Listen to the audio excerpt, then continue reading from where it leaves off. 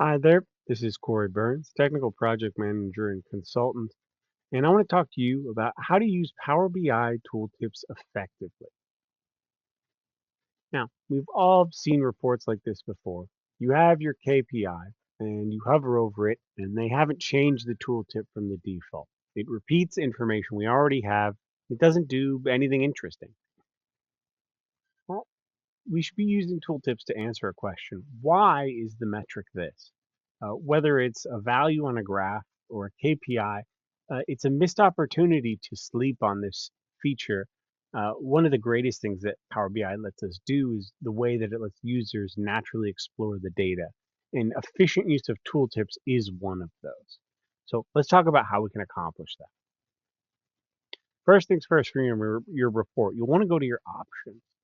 Then in the preview features, enable modern visual tooltips. This is going to let you customize it and use most of the modern elements that I show you in these examples.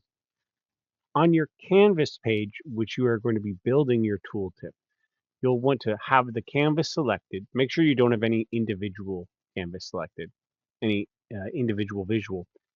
Go to the formatting tab and in page information, enable the allow use as tooltip option. In Canvas settings, it should remain at the default 16:9, or it may flip to tooltip as a default, but you do not have to use the default tooltip size. You can, in fact, use any size tooltip that you want. And so my recommendation here is after you enable the page's use as a tooltip, change the size from 16:9 down to custom. You'll notice once you flip it to custom, the height and width boxes unlock, and now you can define explicit pixel widths and heights.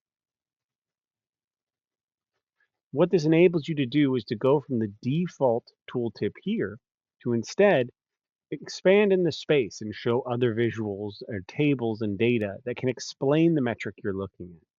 When you're trying to decide about what to put in your tooltip, keep in mind you want to work downward in your visuals from larger trending data on the beginning of the page or the top of the page and working down into the detail, explaining why it is what it is. The way I like to think about it in my head is going from the macro elements to the micro elements. So you could do something like this, a taller tooltip using the length of the page. Keep in mind, if you make the tooltip width longer than the remaining canvas size, when you hover over your element, the default behavior, I believe, is that it scales down the tooltip. So if you have very fine details, these can be lost.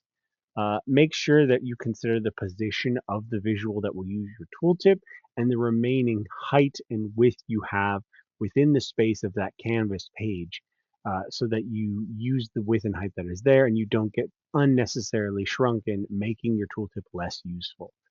However, keep in mind, you don't have to be restricted to this size. It is custom. So feel free to use your width, use different other more engaging KPIs, involve more graphic design. The world is your oyster. Once you start using custom tooltips, you'll find that you can significantly reduce the number of drill down pages or additional pages, especially because you can display so much information in the tooltip and answer that user's questions in the moment. Just keep in mind, tooltips data can't be interacted with. So it is not always a replacement for drill through or drill down data and should be used tactically.